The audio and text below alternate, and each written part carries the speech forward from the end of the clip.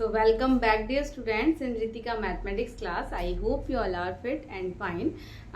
So let's start today video, and today it is again an introduction video for exercise 8.2. तो exercise 8.2 को solve करने से पहले कुछ उसकी हम यानी कि मैंने एक इंट्रोडक्शन वीडियो आप लोगों के लिए बनाया है स्टूडेंट, जिसमें हम यानी कि जो भी कॉन्सेप्ट आप एक्सरसाइज के अंदर यूज करने वाले हैं मैं उसको आपको इंट्रोडक्शन वीडियो से यहाँ पर फर्स्टली इंट्रोड्यूस करवाऊंगी। ठीक है, तो प्लीज इंट्रोडक्शन वीडियो को आप स्किप मत कीजिएगा and please share with your friends and your classmates and siblings and all. And my channel is Ritika mathematics classes. तो चलिए स्टूडेंट, एक्सरसाइज 8.2 का इंट्रोडक्शन है। अब हमने प्रीवियस वीडियोस में देखा था कि एक्सरसाइज 8.1 में हमने क्या पढ़ा था। अगर हमारे पास एक बाइनोमियल एक्सपेंशन है x प्लस वाई की पावर n, तो इसका एक्सपेंशन होता है nc0 x की power n plus nc1 x की power n minus 1 into Y की पावर 1 प्लस nc2 x की power n minus 2 into y का square and plus dot dot dot and last term हो जाएगा स्टूडेंट nCn x की power 0 यानी कि n minus N into Y की पावर n होता है। ठीक है, तो ये एक्सपेंशन हमने लास्ट वीडियो में पढ़ा हुआ था। अब हम जो एक्सरसाइज 8.2 के लिए यूज करेंगे इसका जनरल टर्म। जनरल टर्म भी मैंने आपसे डिस्कस किया है, मैं एक बार और इंट्रोडक्शन वीडियो में आपको समझा देती हूँ। अब देखिए, ये तो एक्सपेंशन है। एक्सपेंशन में अगर हम फर्स्ट टर्म बोलेंगे तो फर्स्ट टर्म आपका क्या हो जाएगा यहाँ पर nc0 x की पावर n, यानी कि this is the first term. Second term अगर इस एक्सपेंशन का पूछा जाता है तो डेट इज nc1 और x की power n minus 1 into Y. Third term क्या हो जाएगा, यानी कि nc2 x की power n minus 2 into Y square and so on. And आपका लास्ट टर्म, ठीक है, आप इस एक्सपेंशन का लास्ट टर्म, और लास्ट टर्म को हम यहाँ पर देखिएगा, फर्स्ट टर्म को हम t1 से रिप्रेजेंट करते हैं, सेकेंड टर्म को t2 से, थर्ड टर्म को t3 and t4 t5 and so on. Last term हो जाता है स्टूडेंट यहाँ पर tn प्लस 1 टर्म, यानी कि tn प्लस 1 टर्म को हम लास्ट टर्म बोलते हैं, क्योंकि जो आपके पास, ये तो हमने बात की थी कि किसी भी एक्सपेंशन में टोटल नंबर ऑफ टर्म्स क्या हो जाते हैं, जो भी आपका यहाँ पर इंडेक्स होता है या इसकी पावर होती है उसमें आप +1 कर दीजिए। अगर हमारे पास इंडेक्स 10 है या किसी भी एक्सपेंशन की पावर 10 है तो यानी कि उसके अंदर टोटल नंबर्स क्या हो जाएंगे, 10 प्लस 1 11 हो जाते हैं। ठीक है, तो 10 प्लस 1 यानी कि 11, यानी कि एक नंबर ज्यादा होता है, तो इसीलिए हमारा लास्ट टर्म हमेशा tn प्लस 1 और ठीक है tn प्लस 1, और इसको हम कैसे nCn x की power 0 n minus N into Y की पावर n, तो ये तो हमारा लास्ट टर्म होता है। अब अगर इसी एक्सपेंशन के लिए हम एक जनरल टर्म यहाँ पर देखते हैं तो जनरल टर्म क्या हो जाएगा हमारे पास, यानी कि एक ऐसा वैल्यू या एक ऐसी टर्म जो जिसमें हम कोई भी आर की वैल्यू पुट करें तो हमें आंसर यहाँ पर मिल जाए। ठीक है, तो ये हो जाए tr+1 से हम इसको चलिए n+1 से डिनोट कर लेते हैं। अब यहाँ पर कंपेयर कीजिएगा स्टूडेंट, जब हमने फर्स्ट टर्म की बात करी तो ये क्या होता है, हमारा r होता है। ठीक है, तो r हमारा एक वैल्यू यानी कि क्या है, कम है, 0 है। सेकेंड टर्म में हमारा r क्या है, 1।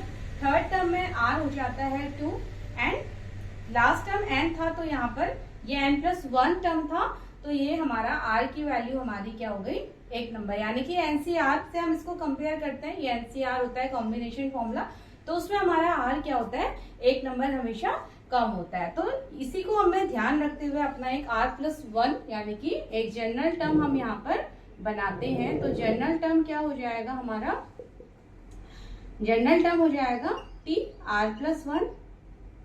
ठीक है, जनरल टर्म को हम r+1 से रिप्रेजेंट करेंगे। tr+1 is equal to NCR into x की power n minus r and y की पावर r। तो ये हमारा जनरल टर्म होता है किसी भी एक्सपेंशन के लिए, यानी कि किसी भी बाइनोमियल एक्सपेंशन के लिए हमने ये सभी टर्म्स को देखा और ये हमारा क्या हो जाता है, जनरल टर्म हो जाता है। अगर आपसे अब यानी कि आप r की वैल्यू पुट करते हुए इस एक्सपेंशन का कोई भी टर्म आप फाइंड कर सकते हैं। लेट अगर हमें इसका 7 टर्म फाइंड करना है, ठीक है स्टूडेंट। अब अगर हमें माना किसी एक्सपेंशन का 7th टर्म फाइंड करना है तो सेवंथ टर्म फाइंड करना है तो आप यहाँ पर आर की वैल्यू हमेशा क्या रखेंगे, एक नंबर कम, यानी कि 7 से एक नंबर कम, दैट इज 6। तो आर हमेशा इसीलिए यहाँ पर टर्म को r+1 करके शो किया जाता है, यानी कि जो भी नंबर ऑफ टर्म्स होंगे वहां पर हमारा r एक नंबर कम वैल्यू रखेगा और आपको n यहाँ पर इंडेक्स पावर दिया जाएगा। जैसे अगर हम इसी टर्म का, चलिए तो बेसिक हमारे पास एक टर्म है, अगर हम लेट 1+x⁻6 का हमें t7 टर्म फाइंड करना है, ठीक है, हमने एक एक्सपेंशन ले लिया 1+x⁻6 के लिए हमें t7 फाइंड करना है, तो हम जनरल टर्म की हेल्प से क्या करेंगे, वहां पर देखिए अब हमारे पास यहाँ पर x क्या है। अब जब आपके पास जनरल टर्म होता है तो टर्म्स कोई भी जो आपको टर्म फाइंड करनी होती है उसके आपको एक तो n पता होना चाहिए, r पता होना चाहिए, x एंड y, ठीक है।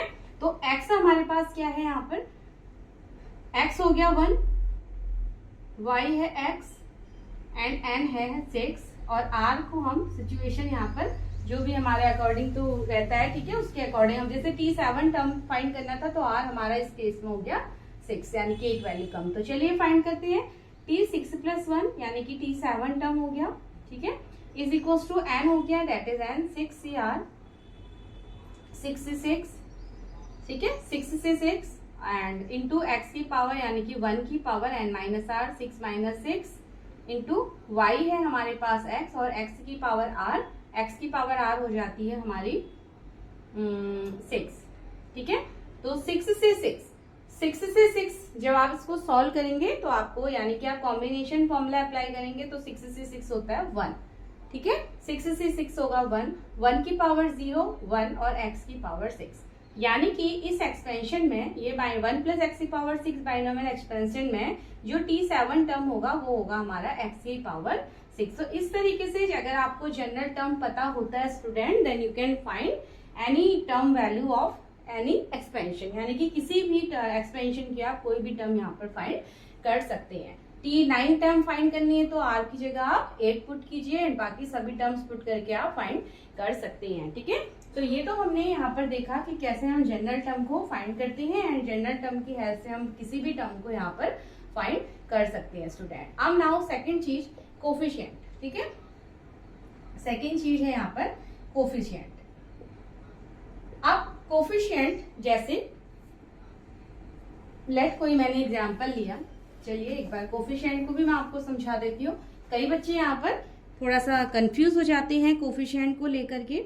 जैसे मैंने एक एग्जांपल लेते हैं, मैंने एक एक्सपेंशन लिया 2+3x की पावर 4, 2+3x की पावर 4, ठीक है, ये मैंने एक एक्सपेंशन लिया। तो चलिए सबसे पहले इस एक्सपेंशन को थोड़ा सा ओपन करते हैं, तो क्या हो जाएगा 4c0 इंटू x यानी कि 2 की पावर 4 माइनस 0, ठीक है, 4 ही हो गया, तो r यहाँ पर क्योंकि 0 है इंटू 3x की पावर 0, तो फर्स्ट टर्म प्लस 4c1 2 का क्यूब हो जाएगा इंटू 3x की पावर 1 प्लस 4c2 इंटू 2 का स्क्वायर एंड 3x का square and plus dot dot dot, इसी तरीके से आप टर्म फाइंड करते रहेंगे यहाँ पर और आपको देन मिलेगा 4c4, ठीक है, 4c4 इंटू 4c4 2 की पावर 0 इंटू 3x की पावर 4। तो इस तरीके से हमें टर्म यहाँ पर मिल जाता है। बाकी अब आप इसको मैं केवल अभी यहाँ पर कोफिशिएंट को मैं आपको बताने वाली हूँ। लेट अब हमसे यहाँ पर पूछा जाता है कि चलिए x का कोफिशिएंट बताइए, यानी कि इस गिवन एक्सपेंशन में x का कोफिशिएंट बताइए, ठीक है। तो अब देखिए x का कोफिशिएंट बताएंगे, ये तो हमारे पास x की पावर 0 है, यहाँ पर अगर हम x की पावर देखते हैं तो 0 यानी कि 1, यानी कि यहाँ पर तो x होगा ही नहीं, x की पावर 1 यहाँ पर है, तो x का कोफिशिएंट यानी कि हमें सेकंड टर्म से मिलता है, ठीक है। तो एक बार इसको थोड़ा समझ लेते हैं। तो अब हमने सेकंड टर्म को मैं सॉल्व करूं तो ये हो जाएगा 4 factorial upon 1 factorial into 3 factorial, ये हो जाएगा इंटू 2 का क्यूब 8 इंटू 3 एंड x।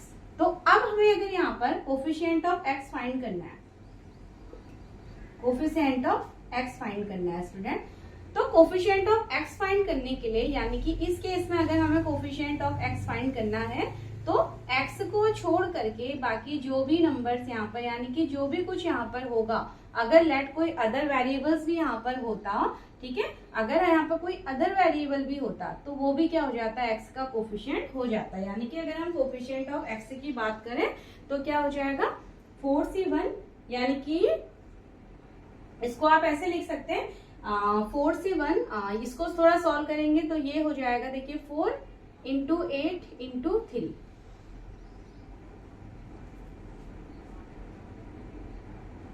96, ठीक है। तो कोफिशिएंट ऑफ x की अगर हम बात करें स्टूडेंट, तो कोफिशिएंट ऑफ x यानी कि x को छोड़ के बाकी सभी वैल्यूज, ये तो देखिए नंबरिंग की वैल्यूज है, अगर कोई वेरिएबल भी यहाँ पर होता तो वो भी इंक्लूड हो जाता। तो ये तो बात है कोफिशिएंट ऑफ x की। अब अगर यहाँ पर बोला जाता है आपसे binomial coefficient of t2, second अगर आपसे बोला जाता है कि बाइनोमियल कोफिशिएंट बताइए, बाइनोमियल कोफिशिएंट, इसी क्वेश्चन में आपसे कोफिशिएंट ऑफ t2 यानी कि टर्म 2, अगर आपसे पूछा जाए कि इसी टर्म में यानी कि सेम टर्म में, ठीक है, इसी वाले टर्म में, ये t2 टर्म तो यही है ना हमारे पास, यानी कि ये फर्स्ट टर्म सेकंड टर्म, इसी टर्म में अगर बाइनोमियल कोफिशिएंट आपको बताना है t2 का, तो बाइनोमियल कोफिशिएंट क्या हो जाता है, केवल कॉम्बिनेशन वाली वैल्यू, यानी कि आपका आंसर क्या हो जाएगा 4c1, ये हमारा आंसर हो जाएगा अगर आपको केवल बाइनोमियल कोफिशिएंट ऑफ टर्म 2 का बताना है। अगर टर्म पे बात है तो केवल आप वहां पर 4c1 यानी कि कॉम्बिनेशन वाली वैल्यू को चूज करते हैं, और अगर कोफिशिएंट ऑफ x आपको बोला जा रहा है तो उसके अलावा बाकी सभी नंबर्स को आप यहाँ पर चूज कर लेते हैं, ठीक है। यानी कि उसके अलावा x के अलावा 4c1, अगर मैं इसको इजीली कहूँ तो NCR टाइप के जो नंबर होंगे वो आपके यहाँ पर कोफिशिएंट बन जाते हैं, ठीक है। NCR टाइप यानी कि बाइनोमियल कोफिशिएंट ऑफ टर्म के लिए अगर बोला जाए तो आप NCR वाली वैल्यू को सिलेक्ट करेंगे, और अगर कोफिशिएंट ऑफ x बोला जाएगा तो आप वहां पर केवल x के अलावा बाकी सभी वैल्यूज का आपका कोफिशिएंट हो जाता है। जैसे अगर हमसे x², इसी क्वेश्चन में अगर लेट x² को हम देखते हैं, ठीक है, टर्म 3 में हम आ जाते हैं, तो अब आप गेस कीजिएगा x² के लिए आंसर क्या होगा दोनों केस में। अब हमें कोफिशिएंट ऑफ x² निकालना है स्टूडेंट, तो x² यानी कि थर्ड टर्म पे हम आते हैं, और थर्ड टर्म का हमें बाइनोमियल कोफिशिएंट भी बताना है। तो x² क्या हो जाएगा 4c2 इंटू 2 का स्क्वायर इंटू 3, यानी कि x², 3 का स्क्वायर, यानी कि x² के अलावा बाकी सभी टर्म हमारे कोफिशिएंट हो जाते हैं अगर खाली x² की बात हुई है। अब टर्म 3 में बोलता है कि बाइनोमियल कोफिशिएंट बताइए, तो आपका आंसर केवल क्या हो जाएगा 4c2, केवल 4c2, यानी कि NCR का टाइप जो होगा केवल 4c2, ये हमारा बाइनोमियल कोफिशिएंट होता है, ठीक है। तो आप लोग यहाँ पर बहुत मिस्टेक करते हैं, तो इसको थोड़ा सा आपको क्लियर रखना है, ठीक है। दोनों कोफिशिएंट आपको पता होने चाहिए। नाउ अब नेक्स्ट हम मूव करते हैं स्टूडेंट। अच्छा, कुछ चीजें जो आपको और हेल्प करेंगी वो भी मैं इंट्रोडक्शन पार्ट में यहाँ पर डाल देती हूँ। न्यूमेरिकल जब आप इसके एक्सरसाइज को सॉल्व करेंगे तो अब आप देखिए, जैसे हमारे पास NC0 है, NC1 है, NC2 है, NCN है, ठीक है। तो अब आप हमेशा ध्यान रखिएगा कि NC0 यानी कि किसी भी टर्म का फर्स्ट कोफिशिएंट इक्वल होता है किसी भी टर्म के लास्ट कोफिशिएंट के, NCN के इक्वल होगा, ठीक है। यानी कि NC0 NCN के इक्वल होगा। इक्वल क्यों होगा, पहली बात तो ये है, ठीक है। इक्वल क्यों होगा, क्योंकि आपने पढ़ा है कि NCR इज इक्वल टू होता है NCN माइनस R, ये आपने पढ़ा है कि NCR इक्वल टू होता है NCN माइनस R। ये NCR है, अगर मैं इसको ऐसे लिखूं यानी कि इसका NCR, ये दोनों वैल्यूज इक्वल ही तो होंगी। देखिए NCR क्या होता है n factorial upon R factorial और n माइनस R फैक्टोरियल। अब आप ऐसे समझ सकते हैं ना, NCR NCN के इक्वल आ रहा है, और ये भी हमारा क्या होगा, दोनों वैल्यूज R फैक्टोरियल। चलिए, ये तो हमने इंट्रोडक्शन के पहले पार्ट में प्रूफ किया ही था कि ये वैल्यू इक्वल होने से हमारी क्या हो जाती है दूसरी तरफ। जैसे अगर R हमारे पास क्या है 0 है, R हमारे पास यहाँ पर 0 है, तो यानी कि NC0 एंड NCN माइनस 0, तो क्या हो गया NCN हो गया ना। तो इसीलिए NC0 और NCN, यानी कि NC0 किसी भी बाइनोमियल एक्सपेंशन का फर्स्ट कोफिशिएंट इक्वल होता है अपने लास्ट कोफिशिएंट के। तो आपको ये इजी हो जाएगा एक्सरसाइज क्वेश्चन में सॉल्व करने के लिए। ऐसे ही किसी भी अब NC1 किसके इक्वल होगा, देखिए आप सीधे सीधे इसको ऐसे कर लीजिए NC1, ठीक है। तो लेट आपके पास n की अगर कोई वैल्यू अगर यहाँ, यानी कि आप इस रिलेशन को यूज कीजिएगा हमेशा, जो भी आपको n दिया जाएगा तो वो n माइनस आर यानी कि अपने उस कोफिशिएंट के इक्वल होता है, ठीक है। तो NC n माइनस वन, अब आप ऐसे समझ लीजिए इसको, NC1 हमारा इक्वल होगा NC n माइनस वन के। NC n minus one, NC1 यानी कि सेकेंड टर्म, जो पीछे से सेकेंड लास्ट टर्म होगा, ये कोफिशिएंट की वैल्यू, इसके जो सेकेंड यानी कि इससे जो एक पहले का टर्म आएगा वो कौन सा आएगा, देखिए NC n माइनस वन तो होगा इंटू एक्स की पावर 0 एंड y की पावर n माइनस वन, यानी कि पहला टर्म क्या होगा, NC n minus one term होगा। तो NC n माइनस यानी कि लास्ट से जो सेकेंड लास्ट टर्म होगा वो स्टार्टिंग से सेकेंड टर्म के इक्वल होगा उसका कोफिशिएंट। तो ये आप इस रिलेशन से इजी वे में कोफिशिएंट को सॉल्व कर सकते हैं। बाकी जब मैं एक्सरसाइज करवाऊंगी स्टूडेंट तो वहां पर आपको ये मैं बताने वाली हूँ, ठीक है। अब नेक्स्ट हम आते हैं, नेक्स्ट टॉपिक हमारा है मिडिल टर्म। अब आप किसी भी एक्सपेंशन का मिडिल टर्म कैसे फाइंड करते हैं, very important topic it is now middle term. Middle term that is, यानी कि आप जैसे मीन निकालते थे ना, आप लोग जैसे स्टैट में आप लोग मीन निकालते थे, तो वैसे यहाँ पर मिडिल टर्म भी होता है। अब सबसे पहली बात, मिडिल टर्म हमेशा यहाँ पर पावर यानी कि इंडेक्स पर डिपेंड करता है, पावर और इंडेक्स, ठीक है, पावर और इंडेक्स, और जिसको हम यहाँ पर n से रिप्रेजेंट करते हैं। तो मिडिल टर्म हमारा पावर और इंडेक्स पे डिपेंड करता है। अगर आपका लेट, जैसे मैंने एक एक्सपेंशन लिया x प्लस वाई का स्क्वायर, मैंने ये एक बाइनोमियल एक्सपेंशन लिया x प्लस वाई का स्क्वायर, तो n यहाँ पर क्या है 2 है, तो डेटेड नंबर ऑफ टर्म्स क्या होंगे 3। तो आपको ये एक्सपेंशन तो हमें पता ही है, twice xy plus Y square, तो टर्म 3 हो चुके हैं। अब अगर आपसे पूछा जाए इस इवन पावर वाले टर्म के लिए अगर मुझे मिडिल टर्म फाइंड करना है स्टूडेंट, तो मैंने एक नंबर यहाँ से हटा लिया, एक नंबर इसको हटाइए, इसको हटाइए, और मेरे को मिल गया मिडिल टर्म। तो अगर इसके लिए हमें मिडिल टर्म बताना है तो आप सिंपली लिख देंगे 2xy। तो कहने का मतलब अगर किसी भी अगर बाइनोमियल एक्सपेंशन में अगर पावर हमारे पास क्या होती है, इवन होती है स्टूडेंट, ठीक है, पावर अगर इवन होती है तो आप अगर पावर इवन होगी तो टर्म्स ऑड होंगे, यानी कि अगर हमारे पास पावर क्या होती है इवन, तो यहाँ से नंबर ऑफ टर्म्स क्या हो जाएंगे, ऑड हो जाएंगे, ये तो हमें पता है। नंबर ऑफ टर्म्स क्या हो जाएंगे, n प्लस वन बन जाएंगे, डेट इज ऑड हो जाएंगे, ठीक है। जैसे पावर यहाँ पर क्या थी, n हमारे पास इस केस में 2 था, तो नंबर ऑफ टर्म्स क्या हो गए यहाँ पर, अगर मैं उसको कैपिटल N से डिनोट कर लूं तो n प्लस वन यानी कि 2 प्लस 1 3 टर्म्स हो गए।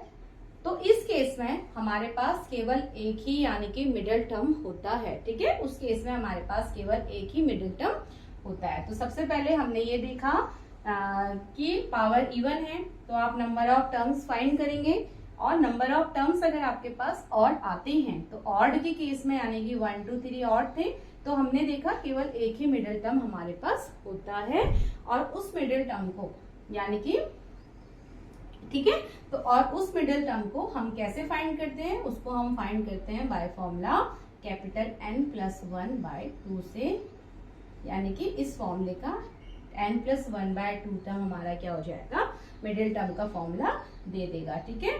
जैसे इसी एग्जाम्पल को समझ लेते हैं, तो n हमारे पास क्या आया 3, तो मिडिल टर्म देखिए 3 plus one by 2, TH term ये वाला टर्म, तो यानी कि 4 बाय 2, और 4 बाय 2 यानी कि सेकंड टर्म हमारा क्या हो गया मिडिल, और सेकंड टर्म क्या था 2xy था, तो ये हमारा मिडिल टर्म बन जाता है स्टूडेंट, ठीक है। तो कुछ बुक्स में आपको number of terms capital N से भी रिप्रेजेंट किया जाएगा, और कई जगह पर आपको n प्लस वन भी मिल सकता है। अगर n प्लस वन हो गया तो फॉर्मूला n की जगह n प्लस वन रख दीजिए, तो ये हमारा मिडिल टर्म का फॉर्मूला फिर ये बन जाता है। अगर n हमारा n प्लस वन ही चलता है कुछ बुक्स में, तो फॉर्मूला n प्लस वन हो जाएगा, ठीक है। तो फर्स्ट केस आपको समझ में आया होगा, अगर हमारे पास पावर क्या है, इंडेक्स हमारा अगर इवन है, ठीक है, इंडेक्स इवन है, तो आप उसमें पहले नंबर ऑफ टर्म्स फाइंड कर लीजिए। नंबर ऑफ टर्म्स आपने फाइंड कर लिए, तो यानी कि 3 टर्म है, तो उसके लिए फिर आप ये फॉर्मूला लगाइए, ठीक है। अब नंबर ऑफ टर्म्स आपने फाइंड किया, अब वो कौन सा टर्म है, यानी कि वैल्यू फाइंड करने के लिए देन आपको ये फॉर्मूला पुट करना होगा। ये फॉर्मूला होता है n+1/2 वाला टर्म। n की जगह हमने रखा 3, हमारा n3 आ चुका है, 3+1/2 टर्म 4/2, तो सेकेंड टर्म हमारा क्या हो गया, मिडिल, और ये हमारा 2xy बनता है। ठीक है, तो ये एक एग्जाम्पल की हेल्प से हमने यहाँ पर देख लिया स्टूडेंट। नाउ अब सेकेंड हमारा एग्जाम्पल होगा, पहले हमने फाइंड किया जब n हमारा इवन है। अब सेकेंड केस है when n is odd, जब n हमारा ऑड है। अब n ऑड के लिए एग्जाम्पल ले लेते हैं, x+y का क्यूब मैंने ले लिया, यानी कि ये भी हमारा बाइनोमियल एक्सपेंशन है। तो अब n ऑड है तो नंबर ऑफ टर्म्स क्या हो जाएंगे, n ऑड है। ठीक है, n यहाँ पर 3 है तो नंबर ऑफ टर्म्स, यानी कि मैं अगर इसको कैपिटल 1 मानती हूँ तो ये हो जाएंगे 3+1 4, यानी कि 4 टर्म्स होंगे। 4 टर्म्स क्या क्या होते हैं, x³ होता है plus 3x² y plus 3xy² plus y³, ये 4 टर्म्स होते हैं, ये वाले 4 टर्म्स होते हैं। अब अगर आपसे कहा जाए कि इसमें मिडिल टर्म बताइए, तो अब आप कैसे फाइंड कर पाएंगे, आप यहाँ से एक लेते हैं, एक इधर से लेते हैं, तो फिर 2 टर्म्स रहते हैं, इधर से एक और ले लेते हैं, तो आप एग्जैक्ट मिडिल टर्म नहीं फाइंड कर पाएंगे। तो उसके लिए हम ये एज्यूम करते हैं कि जब पावर क्या होती है, ऑड होती है, तो हमारे पास उस केस में, यानी कि जब नंबर ऑफ टर्म्स इवन होते हैं स्टूडेंट, तो उस केस में हमारे पास 2 मिडिल नंबर आते हैं। जैसे अगर आप जनरल नंबर के केस में ले लेते हैं, ठीक है, नंबर ऑफ टर्म्स 4 है, यानी कि मैंने ले लिया लेट 11, 12, 13 एंड 14। तो यहाँ पर क्या है, देखिए नंबर ऑफ टर्म्स 4 है। अब अगर आपसे मिडिल नंबर पूछा जाए 11 और 14 के बीच के नंबर, तो आप इन दोनों को ही सिलेक्ट करते हैं। तो इस केस में हमारे पास 2 मिडिल नंबर होते हैं। ठीक है, तो अब हमने ये देख लिया कि यानी कि 4 केस है, यानी कि नंबर ऑफ टर्म्स 4 है, इवन है, तो उस केस में हमारे पास 2 मिडिल टर्म होते हैं। अब वो 2 मिडिल टर्म आप कैसे फाइंड करेंगे, उसके लिए फॉर्मूला होता है, फर्स्ट फॉर्मूला हमारे होता है मिडिल टर्म। ठीक है, तो व्हेन n इज ऑड, हम लिख लेंगे when n is odd then number of terms are even, then capital N, यानी कि number of terms are even, number of terms are even. So in this case we have 2 middle, so in this case we have 2 middle term, we have 2 middle term, 2 middle term। तो first term क्या हो जाएगी हमारी n/2 + 1, यानी कि पहली term आप निकालेंगे n/2 + 1 से, एंड सेकेंड टर्म आप कैसे पहली वाली टर्म आपकी हो जाएगी n/2 term, n/2 term, and second term आपकी हो जाएगी n/2 + 1, यानी कि इसी की नेक्स्ट टर्म n/2 टर्म, जैसे यहाँ पर सेकेंड टर्म थी, और फिर थर्ड टर्म, तो उसको हम कैसे रिप्रेजेंट करेंगे, n/2 और उसकी नेक्स्ट टर्म, यानी कि +1 कर देंगे, तो हमारे पास फॉर्मूला ये हो जाता है स्टूडेंट। ठीक है, तो जैसे देखिए नंबर ऑफ टर्म्स n क्या है, 4 है, तो फर्स्ट टर्म यानी कि 4/2, यानी का मतलब कौन सी, सेकेंड टर्म।